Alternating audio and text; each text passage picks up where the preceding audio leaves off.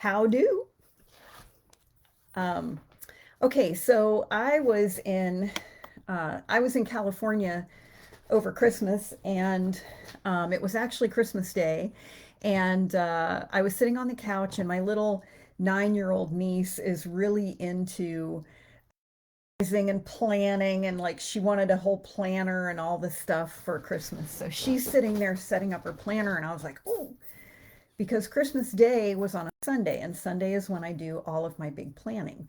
So I ran and got my stuff, and I came and I sat down with her, and I was, doing all my weekly stuff that I do, and my mom was sitting right next to me, and she's watching me, and she goes, "Oh, now I see how you get it all done."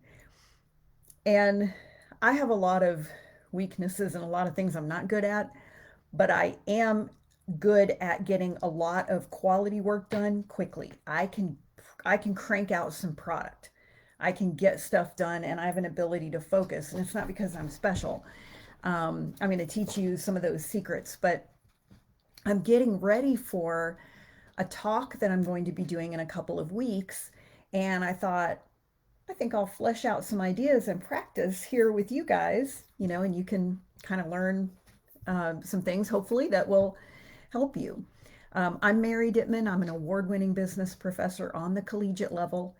I'm the creator and founder of One-Derful Life and the author of How to Be Happy When You're Single and You Don't Want to Be Single.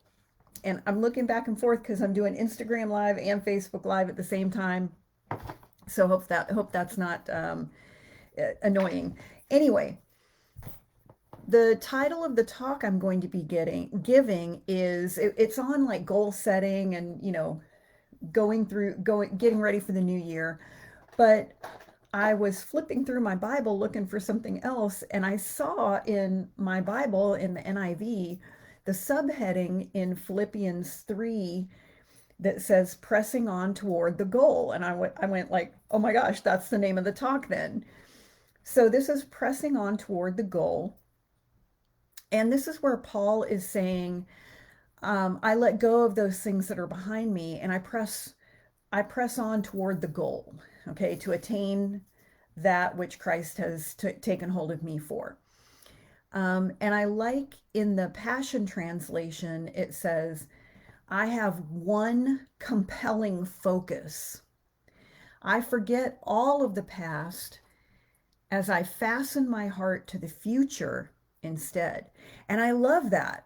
And I love a few things in there. One, compelling focus. I mean, we could just stop right there. I think a lot of us get concerned about, well, I don't want to plan a future. What if I'm outside of God's will? But in John 15:8, Jesus himself said, it is to my Father's glory that you bear much fruit. So we're not on earth to just trudge and barely get by and not have enough time, not have enough money, and not really have joy or peace. And when Jesus said, it's to my Father's glory that you bear much fruit, well, what's the point of bearing much fruit? Well, that's so that you can be nourished and so that you can nourish the other people in your life. And so I wanted to just chat for a moment about that first part of it, the one compelling focus. And I'm going to do this as a series of videos, but in January, we all get really focused on like setting goals and resolutions and all that. And actually, the word goal, GOAL, I'm going to use as an acronym. So the first letter, G, in goal, I'm going to say that means get clear on your compelling future. Now, I've been using that phrase compelling future for a couple of years now. It's not original to me. I heard somebody else say it. But many of us lost that connection to a compelling future during the pandemic because we couldn't plan for the future. We couldn't even plan for a month from now or a week from now. We were really stuck in this, well, we don't know what's going to happen. Are we going to go to school? Do we go to work? Is something going to be open, shut down? Do we wear a mask, not wear a mask? Or are we allowed to whatever? And it's really hard to then be excited about something in the future when your whole future, even your present, is turned upside down? But we need that compelling future. We need something that we're looking forward to. And here's why: your brain, like right now, just wherever you are, just sit and think for a moment about something that you're excited about. Okay, so it might be something fun you have coming up on the weekend, or maybe you're gonna have your favorite dessert tonight, or you get to sleep in on Saturday or something. Whatever, anything that you're excited about, and that feeling that you get of like, oh yeah, that's gonna be cool. That's dopamine, and that's a hormone created by your brain in response to anticipation. Now, your brain feels the same dopamine hit whether you're doing the thing or you're just anticipating it. So let's say if you were like, yeah, well, today's I'm going to a birthday party tonight and I'm going to eat chocolate cake and that's my favorite. And you're like, oh, yeah, I'm excited about the chocolate cake. When you take that first bite of the chocolate cake, your brain releases dopamine. It's like, woo, this is great. Well, in anticipation of it, your brain is releasing the dopamine. So you need to have things that you're excited about in the future. And a lot of us,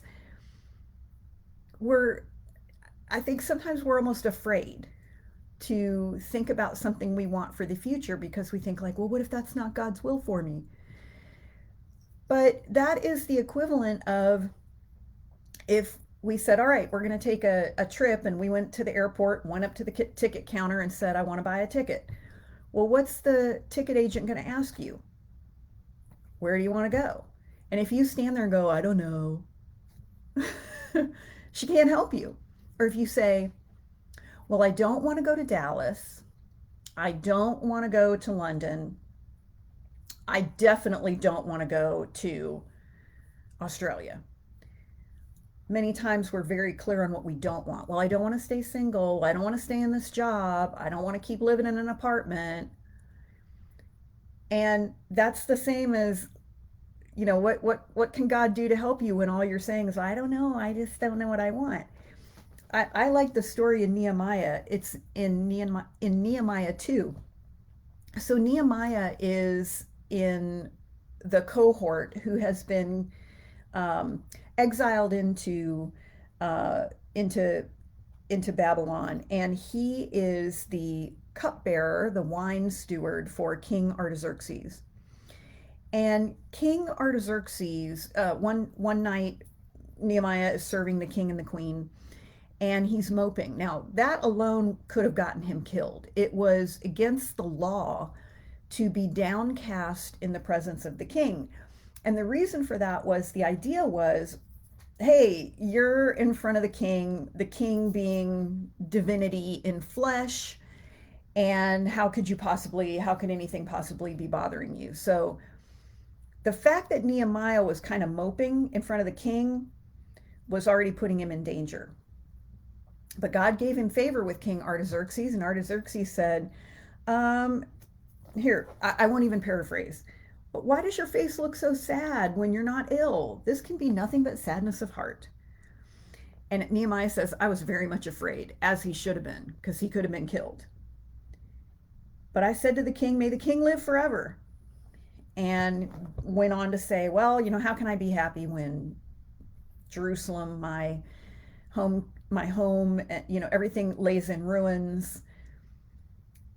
And King Artaxerxes says, what is it you want?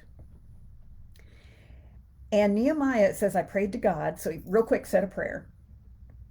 And I answered the king, if it pleases the king, and if your servant has found favor in his sight, let him send me to the city of Judah where my fathers are buried so that I can rebuild it. So Nehemiah says, if you would see fit, I'd like to go to Jerusalem. And King Artaxerxes says, how long is it going to take? When will you be back? And he set a time. I think he said like 5 months. And then Nehemiah says, oh, and by the way, could you give me letters to all the governors in this route so that I can have safe passage? Oh, and may I please have a letter to Asaph, who is the keeper of the king's forest, so I can have enough lumber to build a bunch of things in Jerusalem, including but not limited to my house. And so the king said yes to all of these things. Now, that wasn't it. We are told that when King Artaxerxes said to Nehemiah, "What do you want?" Nehemiah said a quick prayer, but this was not an off the cuff response. Okay, what do you want? I want to go to Jerusalem. It's going to take me about 5 months. I'm going to need safe passage. Here's the route I'm traveling. I'm going to need lumber from your forest. I need you to give me a letter to take to them, and here's how much lumber I'm going to need. So this was a well planned out um, answer. Imagine if, when the king said, "What is it you want?" if Nehemiah had said, "I just wish somebody would do something. I just wish, I don't know, I just wish someone would build the wall. I wish things were better." The king would have been like, "Yeah, that's a bummer. I'll have some more wine." But Nehemiah was ready. When the king said, "What do you want?" Nehemiah was ready. And part of the condition for the king to say yes, the king was like, what's the time frame going to be here? If Nehemiah had said, "I don't know," the king might have said, until you get some more clarity, no. Nehemiah had already been thinking and praying and figuring out a plan. Okay, so what if the king, meaning the Lord, is saying to you right now, "What do you want?" And you're like, "I don't know, Lord. I just wish my money was better. I just wish I had friends. I just wish everything in my life was different." Don't you know the Lord's going to be like, hmm. And you say, "But what if I ask for something specific and it's not God's plan for me?" Well, I'll tell you, for me personally, I always pray when I say, like, "Lord, these are the things I'm asking you for, but please do not give me anything that is outside of your will. If it's not your will for me, don't give it to me." And he won't. And I believe if you're seeking the Lord and you're seeking his way of doing things, then you're not even going to want to ask for something that's not in his will. Or you may ask for it, but you may not really care if you get it or not. So don't be so, most of us are not erring on the side of asking specifically. Most of us err on the side of really general, or we really don't know what we want, or we're just really focused on what we don't want. When I'm coaching single women and I ask them, "What kind of man do you want?" Here's what I get: "I just want a nice guy." And I'm like, "Okay, well, there's like 5 just nice guys who have reached out to you, like slid into your DMs, and they're like, "Well, but I didn't like him because he was too old and too young and had just got out of jail and didn't have any money." Like, okay, well, then you don't just want a nice guy. Okay, so that's not accurate. We need to, if when I ask college students, they're getting ready to graduate, "Tell me what kind of job you want." "I don't know, just a marketing job where I can make some money." Okay, well, what does that mean? Like that. Sales, marketing management, research, communications, digital media, what's your thing? So I hope that, maybe if I could give you just a little something to work on until my next video, just start to get clear. As Paul said, I have one compelling focus. Find one thing. I'm not even asking you to come up with a whole future, a compelling future for your entire life. Just pick one thing. Maybe it's a compelling vision that you have for something in your career or your money or your health or your home or relationships. Um, just pick one thing. Habakkuk says, "Write the vision and make it clear." So maybe you could just write down. And in fact, I mean, if you see fit, you could put it in the comments here. What's the one compelling future that you are going to focus in on? Maybe it's, "I want to, you know, run a 5K by May 30th," or "I want to double the amount in my savings account," or "I want to get a new job where I make 30% more money," whatever. But come up with something compelling. If, like I said, if you see fit, put it in the comments. Love to share that with you. Um, so I hope that this gives you something to think about. Like I said, I'm going to do a series here because I'm fleshing out a talk I'll be giving, and I'm just kind of testing it on you. So if you have any questions or suggestions, put them in the comments or DM me because I'd love to hear from you. And I hope that this has served you today. And I just want to thank you for watching, and I hope you have a wonderful rest of your day.